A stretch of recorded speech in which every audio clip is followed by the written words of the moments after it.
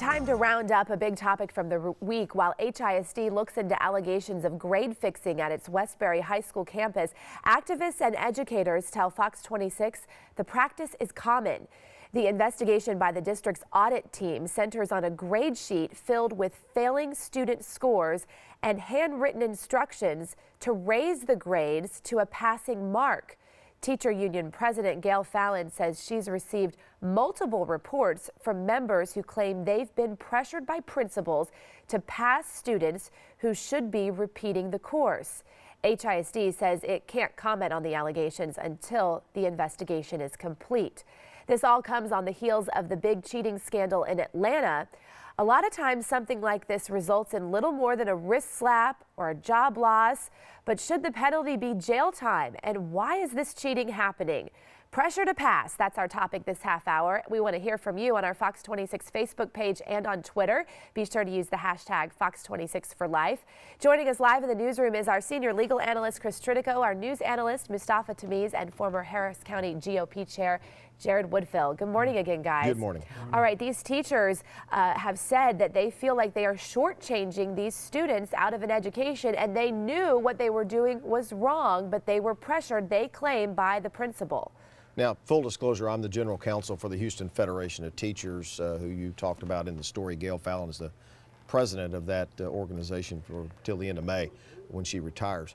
The issue in there we go, there. I knew they could find me.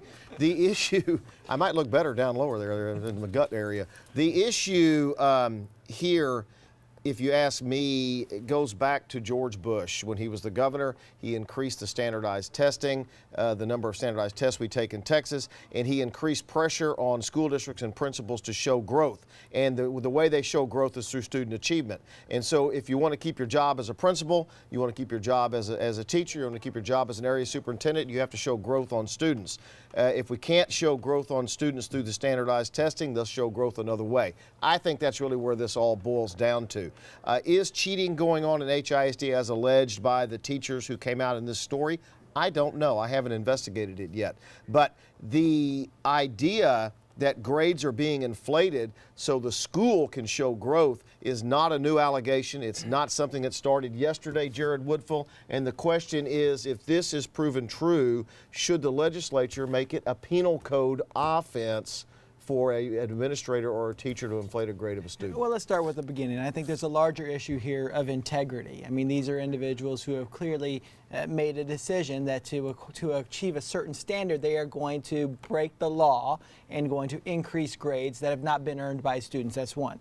Secondly, I think there's a larger problem here, and this is why we pushed for school choice for so long. This is a failing school. When you have kids that are failing in those numbers, folks should be able to take those taxpayer dollars and put them into a school that works. And should it be a penal code violation? Absolutely it should.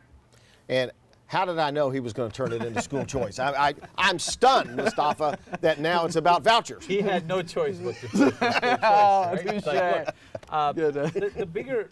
The bigger trend that shows something's going on is that although the dropout rate is getting better and less kids are dropping out of school, their proficiency in reading and math is becoming less and less. So, for example, you might have a quarter of the high school seniors that aren't reading at their grade level substantially.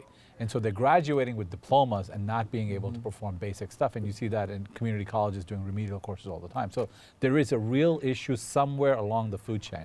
As far as Jared's comment about what he's forced to say all the time about school choice, look, our public school system is the foundation of our democracy, giving kids an equal opportunity.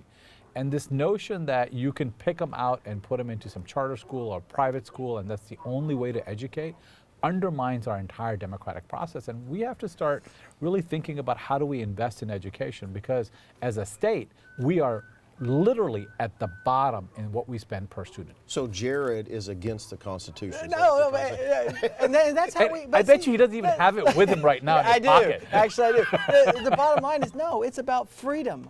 Our foundation is based on freedom and liberty, and you should have the freedom and the liberty to take your taxpayer dollars and put them in the school that works best, in the school that gives the best educational product. That's where the money needs to go. All right, let me go to Sally. She's monitoring our social media. All right, our reporter Greg Grugan's been following this story all week, so if you want to tune in on the latest details, he's tweeting every day about this test cheating scandal out of Westbury. Follow him at Grugan, Fox 26. But he says, he's just pointing out what we've been talking about, that the activists and the union allege that HISD teachers pressured to pass failing students. And then Ben says, hey, the Westbury principal believes in no child left behind. A little bit of sarcasm there, I'm sure. How difficult is it to prove a test cheating scandal? I mean, this is pretty significant evidence. If they claim they have a handwritten note, that's something we don't normally see. That handwritten note is appears to be a pretty good piece of evidence to me. If they can actually tie that back to the principal at Westbury,